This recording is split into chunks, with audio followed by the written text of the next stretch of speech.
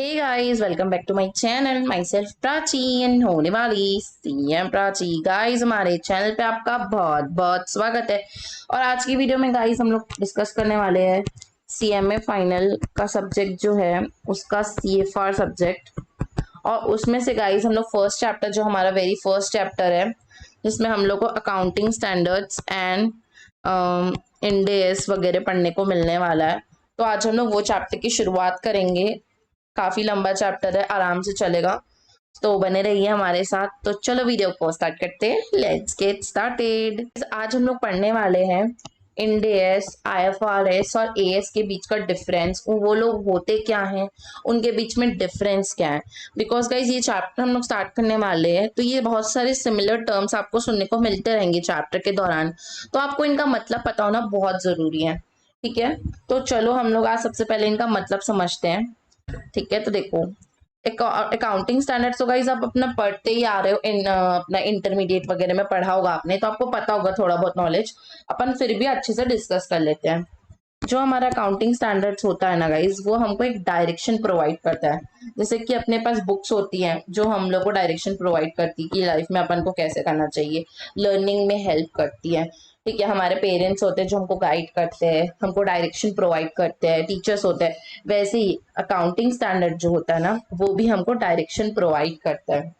और ये क्या करता है, स्पेशली कुछ एरियाज में प्रोवाइड करता है, एकदम स्पेशली कहीं कहीं पर आपको बताता है, जहां पर ना बहुत अलग अलग व्यूज होंगे। जैसे कि आपको समझ में नहीं आएगा मैं इस रास्ते पे जाऊँ या मैं इस रास्ते पे जाऊँ, तो वहां पर उस पॉइंट ऑफ टाइम पे एएस जो है वो आपकी मदद करेगा कि कौन सा रास्ता आपके लिए सही है ये बताने में। तो एएस आपकी मदद करेगा। ये एक डॉक्यूमेंट टाइप का होता है, रिटन डॉक्यूमेंट होता है।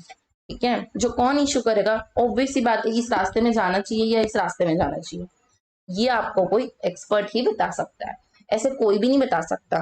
सो एक्सपर्ट लोग जो रहते हैं वो लोग रिटन डॉक्यूमेंट को इशू करते हैं।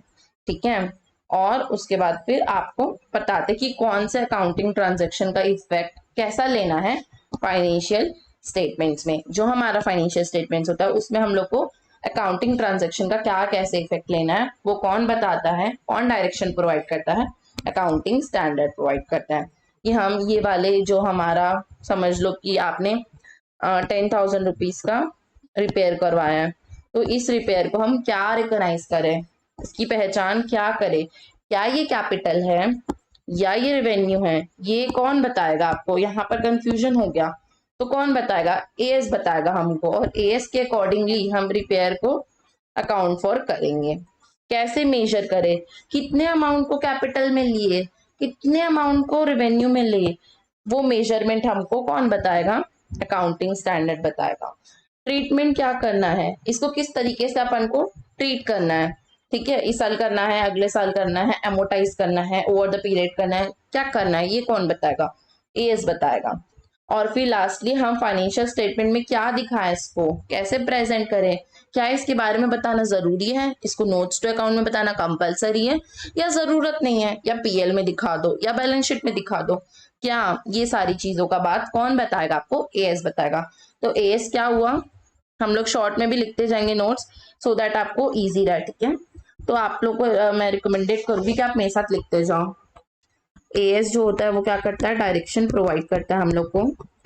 ठीक है, कौन इशू करता है, इशूड बाय एक्सपर्ट्स। ठीक है, डायरेक्शन किस बात का, कि कैसे हम लोग इसको रिकॉग्नाइज करें, कैसे इसको मेजर करें, कैसे इसको ट्रीट करें, और कैसे इसका डिस्क्लोजर दें। ठीक है, ये क्या होता है, ये एक रिटन डॉक्यूमेंट होता है। आई होप गाइस आप अच्छे से नोट्स बना लिए होंगे। अब अपन आगे बढ़ते हैं। नेक्स्ट है गाइस, बहुत सारे टाइप के एएस होते हैं। ठीक है, तो देखो इंडिया में जो है वो क्या होते हैं, इंड एएस, क्योंकि हम लोग का इंडिया होता है ना, तो हम लोग यहाँ से बनाए हैं इंड एएस। ठीक है, जो यूएस वाले लोग हैं ना उनका क्या होता है, SFAS। ठीक है, statement of financial accounting standards, वो लोग ये नाम से जानते हैं। ठीक है, और IFRS जो है वो यूरो का है। ठीक है, ठीक है, वो लोग का क्या है, इंटरनेशनल फाइनेंशियल रिपोर्टिंग सिस्टम। ये वाला जो सिस्टम है ना, ये सिस्टम जो है ना ये वाला सिस्टम अभी हम लोग अडॉप्ट करते जा रहे हैं, हमारे इंडिया वाले भी अडॉप्ट करना स्टार्ट कर दिए हैं इसको। ठीक है, तो इसका फुल फॉर्म आ सकता है एग्जामिनेशन में, international financial reporting standard IFRS। ठीक है, आई होप गाइज यहाँ तक समझ गए होंगे आप लोग। अब हम लोग आगे चलते हैं। अब आपको मैं अच्छे से बताती हूँ कि IFRS क्या होता है। ठीक है, अभी अपन ने AS पढ़ा, अब अपन IFRS पढ़ेंगे। IFRS क्या होता है? ये एक सेट होता है इंटरनेशनल अकाउंटिंग स्टैंडर्ड्स का। देखो गाइस, अभी हमने कहाँ का पढ़ा है? हमने नॉर्मल AS पढ़ा है। AS क्या हुआ? अकाउंटिंग स्टैंडर्ड हुआ। वो क्या करता है? डायरेक्शन प्रोवाइड करता है, एक रिटन डॉक्यूमेंट होता है जो इशू करते हैं एक्सपर्ट्स। ठीक है, तो ये क्या होता है? IFRS जो होता है वो सेट होता है, इंटरनेशनल अकाउंटिंग स्टैंडर्ड्स। ठीक है, ये सेट होता है जो कि एक पर्टिकुलर ट्रांजेक्शन के टाइप को बताता है कि उसको किस तरीके से रिपोर्ट किया जाए, कैसे हम उसको फाइनेंशियल स्टेटमेंट में रिपोर्ट करें, ये बात बताएगा हमको IFRS। मतलब कुल मिला के गाइस ये लोग सब भाई बहन है, AS, IND-AS और अपना IFRS, ये सब लोग एकदम कजन है, क्लोज कजन्स। ठीक है, सिबलिंग्स है, तो इनका सबका काम सेम टाइप का ही रहेगा, बट थोड़ा थोड़ा सा ट्विस्ट रहेगा, कंट्री टू कंट्री डिपेंड करता है जो कि। ठीक है, तो अपना ये हुआ IFRS। तो IFRS कौन इशू करता है? इसकी जो बोर्ड होती है वो इनको इशू करके देती है। ठीक है, इंटरनेशनल काउंटिंग स्टैंडर्ड बोर्ड, वो जो रहती है वो इशू करती है, स्पेसिफिकली बताती है कि कैसे अकाउंट्स जो रहेंगे उसको मेंटेन करना है और रिपोर्ट करना है। ठीक है, ये स्टैब्लिश किया था और अकॉर्डिंग टू लैंग्वेज, मतलब कंट्री टू कंट्री उसके लैंग्वेज के हिसाब से ये बहुत सारी लैंग्वेजेस में भी है हमारे पास। ठीक है, तो कुल मिला के इसमें लिखने लायक ज्यादा कुछ नहीं है। ये क्या है? ये हमको पर्टिकुलर टाइप बताता है ट्रांजैक्शन का, फर्स्ट पॉइंट। सेकंड पॉइंट क्या लिखोगे? रिपोर्टिंग के बारे में बताता है हमको, कैसे रिपोर्ट करना है, कौन इशू करता है इसको, और इसमें अपन मेंटेन करते हैं, और कॉमनली है ये सबके लिए, कंट्री टू कंट्री, सबको समझ में है, कंपनी टू कंपनी। ठीक, आई होप गाइस यहाँ तक आपको एकदम क्लियर हुआ होगा डिफरेंस भी इनका। ठीक है, नेक्स्ट है हमारा, अब ये तीनों के बारे में आपको टर्म्स के हिसाब से लीगल रीजन क्या है, सारी चीजें मैं आपको आगे बताती जाती हूँ। फर्स्ट ऑफ ऑल गाइज हम लोग को मैं आपको बताना चाहूंगी बहुत इंपॉर्टेंट टर्म जो कि फिलिप्स में आने का चांस रहता है, कि जो अपना IFRS और IND-AS और AS है, इनके जो बीच का डिफरेंस है ना, जो डिफरेंस है उसको हम लोग क्या बोलते हैं? कार्व्स बोलते हैं। ठीक है, उसको कार्व्स बोलते हैं। जो डिफरेंस रहता है उस डिफरेंस को हम बोलेंगे कार्व। अब कार्व में इन भी होगा, आउट भी होगा। ठीक है, कार्व इन, कार्व आउट। कार्व इन क्या होता है? जब कोई बात जो है वो IFRS में नहीं की गई है, IFRS में कोई बात जो है वो नहीं की गई है, बट हम उस बात को मानते हैं, हम इंडिया वाले जो है वो मानते हैं उस बात को, तो उसको बोलेंगे इन, मतलब ऑलरेडी हमारे पास है, इन मतलब अंदर।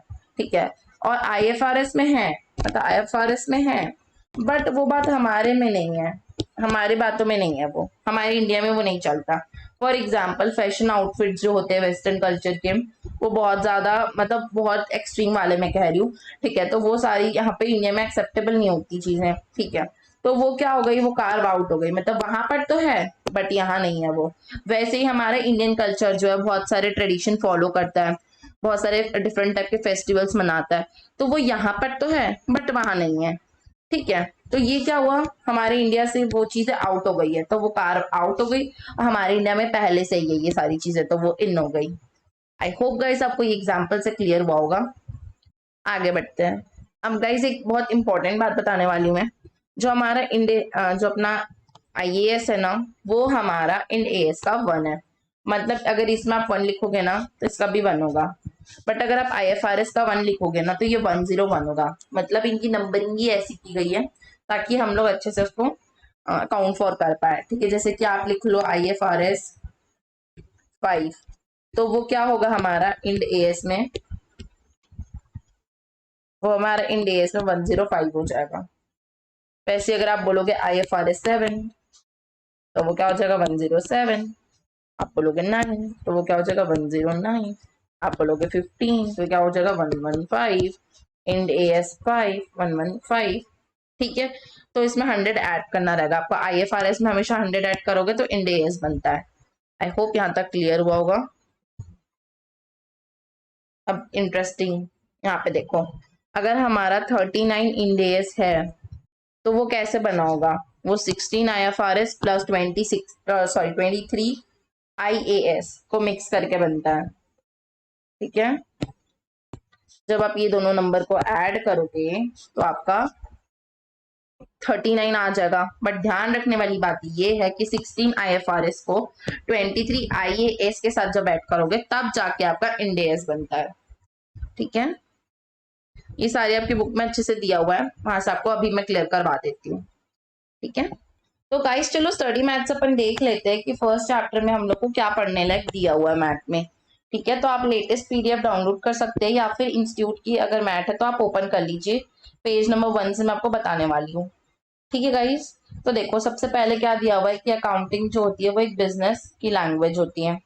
ठीक है, जिसका प्राइमरी फंक्शन क्या होता है कि वो डिसिप्लिन प्रोवाइड करे फाइनेंशियल स्टेटमेंट्स में, फाइनेंशियल इंफॉर्मेशन में, सो दैट हम लोग वो बातों को अपने यूजर्स तक पहुंचा पाए। मतलब गाइस ये क्या होती है, ये अकाउंटिंग जो होती है ना हमारे लिए वो एक लैंग्वेज होती है जिसकी मतलब कम्युनिकेट कर पाए हम लोग कोई भी बात को, कम्युनिकेट कर पाए। किसको करना है कम्युनिकेट? जो हमारे बिजनेस में पैसे लगाए हैं, जो हमारे यहाँ काम करते हैं, जो हमारे प्रोडक्ट खरीदते हैं, गवर्नमेंट, सप्लायर एक्सेट्रा। तो हमारे जो भी स्टेक होल्डर्स हैं उनको हमारी सारी इंफॉर्मेशन प्रोवाइड हो, इसके लिए अकाउंटिंग करना पड़ता है हमको, और ये एक लैंग्वेज की तरह काम करती है। ठीक है, उसके बाद मीनिंग ऑफ अकाउंटिंग, ये जो अपन को क्लास 11th में याद करवाए थे सर लोगों ने कि एक प्रोसेस होता है जिसमें हम रिकॉर्ड करते हैं, क्लासिफाई करते हैं, समराइज करते हैं, एनालाइज करते हैं, इंटरप्रिटेट करते हैं फाइनेंशियल ट्रांजैक्शन को, और वो सारे रिजल्ट को कम्युनिकेट कर देते हैं उन सारे यूजर्स को जो कि हमारे बिजनेस में इंटरेस्टेड है। ठीक है, उसके बाद गैप क्या होता है ये तो आपको पता ही होगा। गैप जो होता है जनरल एक्सेप्टेड अकाउंटिंग प्रिंसिपल्स है, जो आपको बहुत सारे प्रिंसिपल्स प्रोवाइड करता है। ठीक है, ये सारी इंफॉर्मेशन हमको बताएगा और उसके अकॉर्डिंगली हम लोग उस प्रिंसिपल के उन सारे प्रिंसिपल को फॉलो करके अकाउंटिंग करते हैं। ये सारी बहुत बेसिक बातें हैं ना। ठीक है, उसके बाद हम लोग पढ़ते हैं अकाउंटिंग कॉन्सेप्ट्स क्या होते हैं। तो ये अजम्पशंस होते हैं जिसके बेसिस में हम सारे ट्रांजेक्शन्स को रिकॉर्ड करते हैं अपनी किताबों में। ठीक है, उसके बाद कन्वेंशंस क्या होते हैं, ये ट्रेडिशन या कस्टम होता है। जैसे कि कस्टम्स होते हैं ना घर पे कि मतलब जैसे इंडिया का कस्टम है कि लोग साड़ी पहनते हैं, womens use to wear saris, तो ये हमारे इंडियन का कस्टम है। और कुछ अजम्पशन करके चलते हैं अपन, तो वो हमारा अजम्पशन होता है, तो उसको अकाउंटिंग स्टैंडर्ड्स कहते हैं जो अज्यूम करा जाए। ठीक है, और कन्वेंशन ट्रेडिशंस होते हैं हमारे जो हम देखे हैं कि आज तक ऐसे ही बनता आ रहा है, ऐसे ही चलता आ रहा है, तो उसको अपन कन्वेंशंस कहते हैं। ठीक है, हमारे यहाँ रेगुलेटरी बॉडी कौन है इसकी? MCA है, मिनिस्ट्री ऑफ कॉर्पोरेट अफेयर्स, अपना इंस्टीट्यूट ऑफ चार्टर्ड अकाउंटेंट्स और सेबी। ये तीन लोग जो है वो हमको क्या करती है, रेगुलेट करती है, अकाउंटिंग की चीजों को क्या करती है, रेगुलेट करती है। कौन कौन? ICI और फिर अपना MCA और सेबी। ठीक है, ये मैं ऊपर ऊपर से बेसिकली ना आपको MCQs के लिए पढ़ा रही हूँ सो दैट आपको MCQs भी सही से बने। ठीक है, फिर कंपोनेंट में अपना शेड्यूल 3 में कंपोनेंट गिवन है।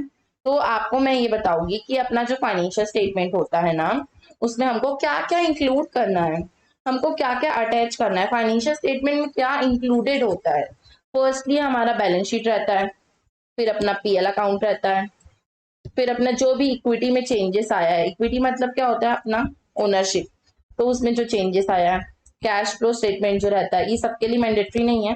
ठीक है, और अपना नोट्स टू अकाउंट्स, ये सारी चीजें हमारे एक फाइनेंशियल स्टेटमेंट में रहती है। हम पर्टिकुलरली बैलेंस शीट को नहीं बोल सकते कि हमारा फाइनेंशियल स्टेटमेंट है, ये सारी चीजें मिलके ही हमको फाइनेंशियल स्टेटमेंट पूरा कंप्लीट करती है। मतलब फाइनेंशियल स्टेटमेंट हमारे लिए एक स्कूल की तरह है। ठीक है, और ये सारी क्लासेस है, तो सारी क्लास को मिला के स्कूल बनता है ना वैसे। ठीक है, अब यूजर ऑफ फाइनेंशियल स्टेटमेंट मैंने आपको पहले ही बता दिया था कि जो लोग हमारे में इंटरेस्टेड रहते हैं उनको यूजर्स कहते हैं। जैसे कि जिसने पैसे लगाया, मैंने फर्स्ट एग्जांपल यही दिया था इन्वेस्टर का। ठीक है, फिर अपनी एम्प्लॉयज जो हमारे यहाँ काम करते हैं, ऐसे लोग जिन्होंने लोन दिया हुआ है हमको, ऐसे लोग जो हमको प्रोडक्ट प्रोवाइड करते हैं, रॉ मटेरियल प्रोवाइड करते हैं, ऐसे लोग जो हमसे एंड प्रोडक्ट खरीदते हैं, हमारे कस्टमर्स। गवर्नमेंट हो गई और जनरल पब्लिक हो गई, ये लोग आपके में इंटरेस्टेड रहते हैं बिकॉज उनका कुछ ना कुछ मतलब होता है। हम किसी में क्यों इंटरेस्टेड होते हैं? एक लड़की किसी लड़के की तरफ क्यों अट्रैक्ट होती है? उसको उसमें इंटरेस्ट आता है, उसमें उसको कुछ इंटरेस्टिंग सा लगता है, दैट इज द रीजन ना। वैसे ही हमारे फाइनेंशियल स्टेटमेंट में उनको कुछ इंटरेस्टिंग सा लगता है कि अरे हमने पैसे दिए, अभी तक की कंपनी लौटा पाएगी कि नहीं, अरे हमने यहाँ का प्रोडक्ट खरीदा, ये क्वालिटी अच्छी है कि नहीं, अरे हमने इसको रॉ मटेरियल प्रोवाइड किया, कहीं ये पैसे तो नहीं लिखा लेगा हमारे, अरे ये टैक्सेस सही से पे करेगा कि नहीं। तो ये सारे क्या है, मतलब है, जो हमको मतलब होता है, इसलिए हम उनके फाइनेंशियल्स में इंटरेस्टेड होते हैं। सो दैट हमारा पैसा डूबे ना, हमारा क्वालिटी खराब ना है, हमारा इमेज खराब ना हो, हमारे टैक्सेस ना चोरी होए, ये सारी चीजों के लिए हम लोग को मतलब होता है और यूजर्स रहते हैं हम लोग, इसलिए फाइनेंशियल स्टेटमेंट्स के। ठीक है,